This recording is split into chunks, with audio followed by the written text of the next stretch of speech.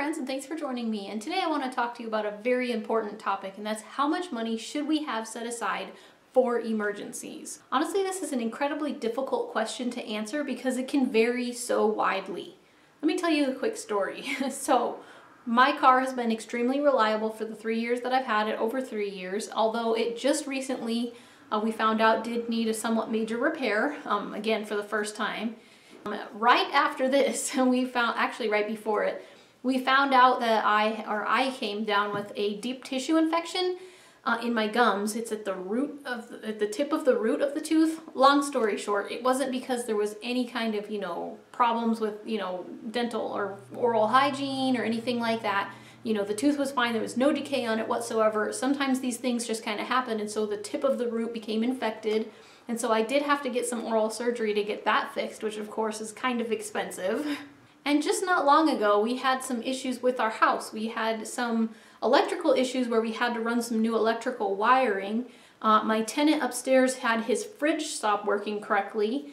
And while we were at it, while we were tearing apart the ceiling to fix the electrical wiring, we decided to insulate between the floors to cut down on some noise. And because we were already buying insulation for that, we knew we would get a better price if we were to just go ahead and insulate the whole house. So we chose the insulation project. However, the fridge, the electrical wiring, the car repair, and the medical bill all came somewhat as a surprise, and one right after the other. So this is one of those things where it's like, how much is the right amount of money to save? Well, honestly, it varies a lot because it depends on a lot of different factors. Does somebody have, people in their family that they have relying on them, children or, parents or grandparents or aunts or uncles? Do you have anyone living with you that's depending on you? Do you have cars? Obviously, cars will need repairs from time to time. Even routine maintenance are, some repairs are included in that, and so that's going to need to be done. Are you a homeowner? If you have a house or other properties, rentals or businesses or anything else like that, if you have any kind of, real estate or properties that you are responsible for taking care of, all of these things are our responsibilities, and we need to be able to, take care of these issues when they come up. So recently I did a video about, how the secret to getting ahead, and two of those things was, one was budgeting and then the other one was to save money. And so this is why I want to talk about this specific aspect of it this time, is the saving the money. How much is the right amount of money to have saved for emergencies? We're not talking about, planned spending type saving. It's not when you're saving money for a couch or, to replace a car or any of these types of things. This is money just set aside that you intend not to touch until, life comes knocking at your door and says that there's problems that you need to have fixed. So these types of emergencies. One financial expert that is very well known recommends that while you're getting out of debt, you have $1,000 set aside. But is that really enough? To be honest, our other problems that we were having with the fridge and the electrical wiring and things, $1,000 would not have been enough to fix those two problems. And now with the car repair and the medical bill, those were over $1,000. And since they all came back to back, I don't think $1,000 was enough. Whether or not we had debt doesn't really make any difference. Life problems, especially when it comes to things like cars, health, and houses, repairs can easily cost upwards of $1,000. And it can be, again, really hard to figure out the right amount. So let's start from the bottom.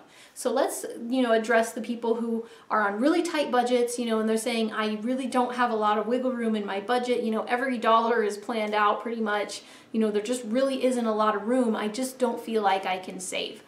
To those people, I would say, this is a little tough love, but you have to. You have to save. Everybody has to save. And I honestly advocate for saving while you're in debt, or even while you're trying to get out of debt. I know a lot of people say have a certain amount saved and then try and chip away at debt. Personally, I believe that we should be setting aside money and saving the entire time, which is always what I've done. And I honestly think it's the most logical way to go about it, because those emergencies are going to keep coming up and going to keep happening. So it's really important. So if you are on a really tight budget and you say, I cannot save a lot or any, save something. Now, it won't affect me if you don't have anything saved, but if you have even $5 set aside per paycheck, eventually that's going to add up to something. And come this winter, when you go out to start your car and it's a cold day and it doesn't start and you find out you need a new battery, even $100 in your savings account is going to be a saving grace. So please, for your own sake, please set aside some money. Find some way you can work a little bit extra or cut, down, make a couple of meals, one a week or something like that, to where they're a little bit cheaper, and save anything you can save. $1 a day, $5 a paycheck, any amount that you can save is better than none. So please start saving any amount that you can. You're going to thank yourself later for it. So let's say that there is somebody who's in a little better place than that. Say they're not on such a tight budget, and there's a little more wiggle room to their budget, and they want to have some money set aside for things that come up, or somebody who has more responsibilities, somebody who, has some kids, or even, a house or some properties or things like that, and they need more money than that.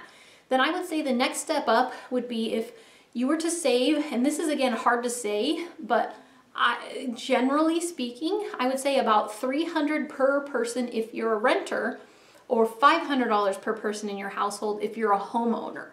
Now, I would say this is a starting point and a minimum, because the job layoff, if you were off of work for a whole month, you could easily blow through $600, even as a renter. Or as a homeowner, you can easily blow through a couple thousand, even if you're doing repairs or projects yourself. So yes, this is definitely a good starting point, and it's a good cushion to have. And for most people, this is probably going to be adequate. This is probably about what you would need if someone were to get sick and there was a short-term amount of time that you had to take off of work, or if there was a small, issue, say the furnace stopped working and you had to call a repair person or whatever. If you had something reasonably, small that you had to deal with, these types of, expenses can be covered with this general rule of thumb. However, let's say there's somebody out there who's even in a better place than that, and they've saved this much, and they're like, I'd really like to save in case there's, something more major going on. What if there's another economic collapse? Say this video is being done exactly 10 years ago. What would I tell my 2007 self? I would probably say, you can't save too much money. In fact, I would say nobody has ever regretted saving money and, looked back and said, oh, I wish I wouldn't have saved that. However, there are lots of times when people look back and think, I wish I would have saved more than I did. So if there is a person who really wants to get diligent, really wants to have a good amount of, insulation from, the harshness of of life sometimes, then, and even a better step up from there would be to shoot for something like around 6 months of living expenses. And that's not a bare bones budget. That would be 6 months of normal living expenses. Because if someone were to get hurt, say at work, if you have medical bills on top of your normal expenses, you can easily blow through your 6 months of now living expenses in 3 months, because you're coming up with all those copays and, other things and medical bills and all this other stuff. So if anybody were ever to get to this point in their life and they were able to really dig down and have a really nice big cushion in their savings account, 6 months is a pretty good amount to try to shoot for. So when you talk this amount of money, which is a lot more money to be having sitting in a savings account, it's better to put it in some kind of an investment account that is easy to get to and yet has enough of a, growth that it can keep up with inflation. So something that can make between 3 and 4%, but that you can get to within, 3 days if you need to, because of an emergency. Does that make sense? Hopefully it does. So, put it in some sort of a CD or something like that. Something that's easy to get to, but is low risk. You don't want to, put this kind of money in the stock market, because, if there was major job layoffs and things like that because the economy was tanking, it's likely the stock market is reflecting that, and that's not the time when you want that sort of stuff to go down. So, low risk investment and something that keeps up with inflation and is easy to get to. But 6 months is a pretty good amount to have set aside. After that, there's really no reason to keep saving the money. It would be much better invested into something that, can gain a lot more, of a return on that investment. Saving toward buying some more real estate, or, a rental. Obviously, I'm a big fan of the rental industry.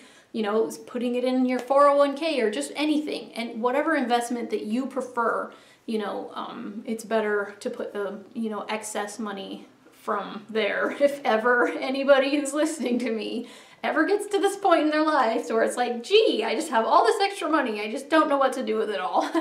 The best thing to do with it would be to invest. Hopefully this covers the topic of how much is the right amount to save. Any amount is better than nothing. Nobody ever looked back and thought, wow, I wish I wouldn't have saved so much, so more is obviously better. And there's definitely some good wisdom in having some money set aside in savings so that we are capable of taking care of all of those things that come along in life. So anyway, hopefully this video was helpful to you. I'm Frugal Green Girl, and we'll see you next time.